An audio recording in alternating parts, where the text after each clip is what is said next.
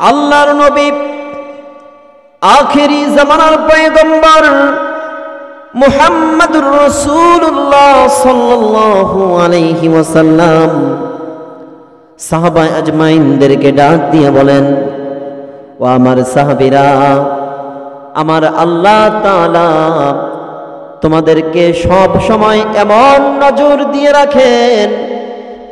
আমার আল্লাহ তাআলা তার প্রত্যেকটা সৃষ্টির দিকে সব সময় এমন কুদরতি নজর দিয়ে রাখেন। কোন সময় আমার বান্দা আমাকে একবার আল্লাহ বলে ডাক দেয়, কোন সময় আমার বান্দা আমাকে ডাক দিয়ে ফেলায়। আমার বান্দা যদি ঘুমের ভিতরে আমাকে ডাক দেয় মনের ভুলে, ওই ডাকটাও আমি আল্লাহ শুনি।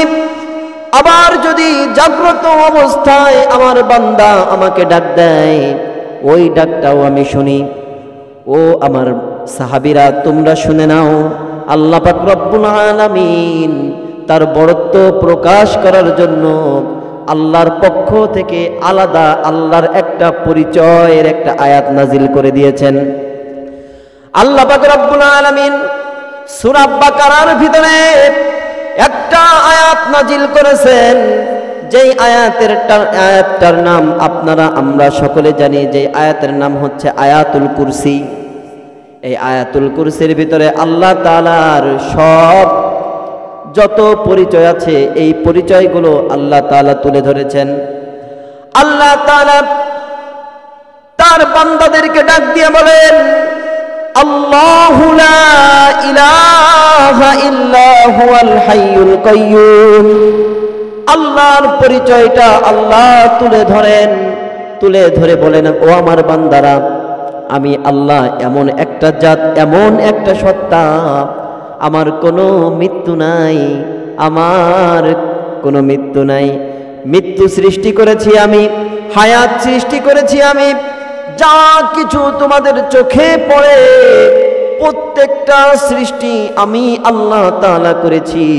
হায়াতের মালিককে বলেন, মৌতের মালিককে, আপনাকে আমাকে সুস্থ রাখার মালিককে, এত সুন্দর একটা জীবন দেওয়ার মালিককে। আল্লাহ যদি ইচ্ছা করতেন আপনাকে আমাকে দুনিয়াতে পাঠাবেন না, পারতেন কি পারতেন না? আল্লাহ তাআলা যখন মায়ের গর্ভের ভিতরে আপনাকে আমাকে পাঠাইলেন, মায়ের গর্ভের ভিতরে যখন এক ফোঁটা নাপাক পানি প্রবেশ করলো, ওই সময় আল্লাহ যদি ইচ্ছা করতেন আপনাকে আমাকে ওই সময় অবসান করে দিতেন, পারতেন কি পারতেন না? আল্লাহ সেটা করেন নাই। আল্লাহ আপনাকে আমাকে মায়ের গর্ভের ভিতরে এক ফোঁটা নাপাক পানি থেকে একটা রক্তপিণ্ডে পরিণত করেছেন।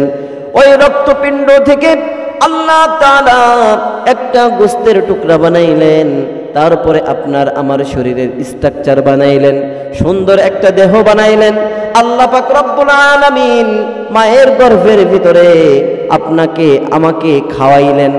আল্লাহ তাআলা বলেন, ও বান্দা, তোমাদেরকে আমি পাকস্থলী দান করেছি, তোমাদের খাওয়া লাগবে। মায়ের গর্ভের ভিতরে কিভাবে খাওয়াবা? বাহির থেকে তো খাবার আর ফ্লাক্সিলোড করে দেওয়া জানা যায় নাকি? বাহির থেকে খাবার মায়ের গর্ভের ভিতরে ফ্লাক্সিলোড করে দেওয়া যায়? বিকাশ করে পাঠানো যায়? যায় না। আল্লাহ পাক রব্বুল আলামিন বলেন, তোমার মায়ের গর্ভের ভিতরে তোমাকে আমি খাওয়ার ব্যবস্থা করলাম। তোমার মায়ের যেই একটা প্রত্যেক মাসিক যে একটা মিন্স হতো, এই মিন্সটাকে আমি বন্ধ করে দিয়েছি। ওই মিন্সটা তোমার নাভির মাধ্যমে তোমার পাকস্থলীতে আমি আল্লাহ তাআলা পৌঁছে দিয়েছি। ওই পানিটা ছিল নাপাক, ওই নাপাক খাদ্য তোমাকে খাইয়েছি। তোমার জবান দিয়ে আমি রব্বুল আলামিনের নাম স্মরণ করবা, এই জন্য তোমার মুখ দিয়ে ওই খাবার আমি খাওয়াই নাই। আমি রব্বুল আলামিন তোমার নাভির সঙ্গে এবং তোমার মায়ের ওই নারীর সঙ্গে একটা সংযোগ স্থাপন করে দিয়েছি, নাভির মাধ্যমে খাইয়েছি। এই মুখটা হল পাক। আল্লাহ তাআলা পাক একটা জবান, পাক একটা মুখ আপনাকে আমাকে দান করলেন। আল্লাহ প্রথমেই এটাকে পাক অবস্থায় রাখছেন। দুনিয়াতে আসার পর আপনি আমি ইচ্ছা করে এই পাক মুখটাকে পাক ঠোঁটটাকে, এই পাক মুখমণ্ডলটাকে আপনি আমি নাপাক করে ফেলাইছি। কিভাবে ফেলাইছি নাপাক করে? আল্লাহ তাআলা বলেন, ও আমার বান্দারা, তোমরা যদি তোমাদের ঈমানের উপরে অটল থাকতে চাও, তোমরা ঈমানের উপরে অটল থাকতে চাও, তাহলে সর্বপ্রথম যেই কাজটা করবে, মুনাফিকের আলামতের প্রথম যে আলামত, মিথ্যা কথা তোমরা বলবে না। আমরা তো সমাজে বলি নাকি মিথ্যা কথা? আল্লাহ কি কন? মিথ্যা কথা কন। মিথ্যা কথা ছাড়া কোনো মানুষ পাওয়াই বর্তমান টাপ। কথা যদি 100টা বলি, 100 কথার ভিতরে আমরা মিথ্যা কথা বলে ফেলি 95টা। আবার এর ভিতরে যদি জাতের মিথ্যা কথা একটা হয়, ওইটাকে ধামা চাপা দেওয়ার জন্য আবারও 200 মিথ্যা কথা বলা লাগে, কি লাগে না? মিথ্যা কথা যখন আপনি আমি বলি, আপনার আমার জবানের যে একটা ফেরেশতা থাকে, ওই ফেরেশতা আপনার আমার জবান থেকে দূরে সরে যায়। আপনার আমার জবানের হেফাজতকারীকে আল্লাহ ফেরেশতা পাঠায় দেন, বলেন, ও আমার ফেরেশতা, আমার বান্দার জবান দিয়ে তুমি যেই কথাগুলো বলবে, ওই কথাগুলো বলার জন্য আমার পক্ষ থেকে তুমি তাকে সাহায্য করবা। যখন নাপাক কথাগুলো বের হয়, মিথ্যা কথাগুলো বের হয়, জবান দিয়ে যখন মিথ্যা কথা বলে ফেলি, তখন আপনার আমার কাছ থেকে ফেরেশতা দূরে সরে যায়। যখনই ফেরেশতা সরে যায়, ওই জায়গায় এসে বাসা বাঁধে শয়তান। ফেরেশতা চলে যাওয়ার পর কে আসে? শয়তান কি আপনাকে জান্নাতের পথ দেখাবে, আমাকে জান্নাতের পথ দেখাবে, নাকি জাহান্নামের পথ দেখাবে? কিসের পথ দেখাবে? আমরা কার পদাঙ্ক অনুসরণ করব না? শয়তানের পদাঙ্ক অনুসরণ করব না। আর আমরা আঁকড়ে ধরব কি? আল্লাহর পক্ষ থেকে নবী করিম সাল্লাল্লাহু আলাইহি ওয়াসাল্লামকে যেই কোরআন দান করা হয়েছে, যেই কোরআন নাজিল করা হয়েছে, এই কোরআনের বিকল্প কোনো কিছু আছে আমলের যোগ্য? আছে? আল্লাহর নবী আখিরি জামানার পয়গম্বর মুহাম্মাদুর রাসূলুল্লাহ সাল্লাল্লাহু আলাইহি ওয়াসাল্লাম যখন বিদায় হজের ভাষণের সময় সমস্ত সাহাবী এক জায়গায়, আল্লাহর নবী ডাক দিয়ে বলেন, ও আমার সাহাবীরা, আল্লাহ যদি চান আগামী হজের সময় তো আমি নাও থাকতে পারি।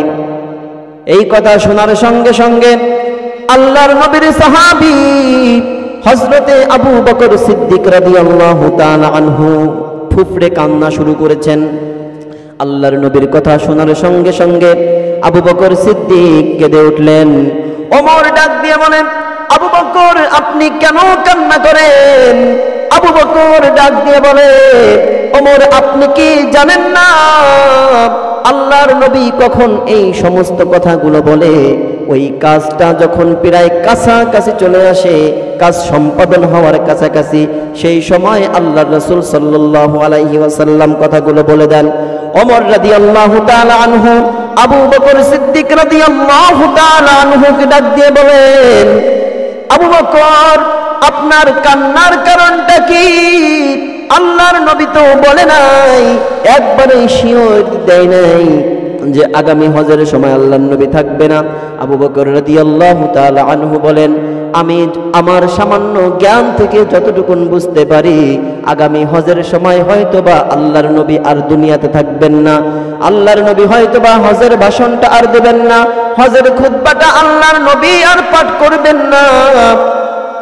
আবু বকর রাদিয়াল্লাহু তাআলা আনহু কান্না করতেছেন।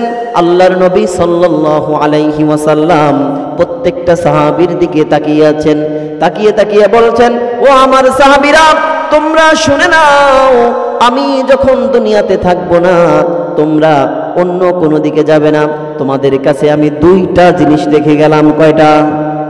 2টা জিনিস রেখে গেলাম। আমল যদি করো 2টা জিনিসের উপর আমল করবা। কয়টার উপরে? দুইটা জিনিসের উপর আমল করবা। একটা হচ্ছে আল্লাহর পক্ষ থেকে আমাকে যেই কিতাব দান করা হয়েছে, এই কিতাব অর্থাৎ কালামুল্লাহ, আল্লাহর পক্ষ থেকে যেই কিতাব দেওয়া হয়েছে অর্থাৎ কোরআনে পাক, কোরআন মাজিদ, আমরা কোরআন মাজিদকে আঁকড়ে ধরবো নাকি কোরআন মাজিদ থেকে দূরে থাকবো?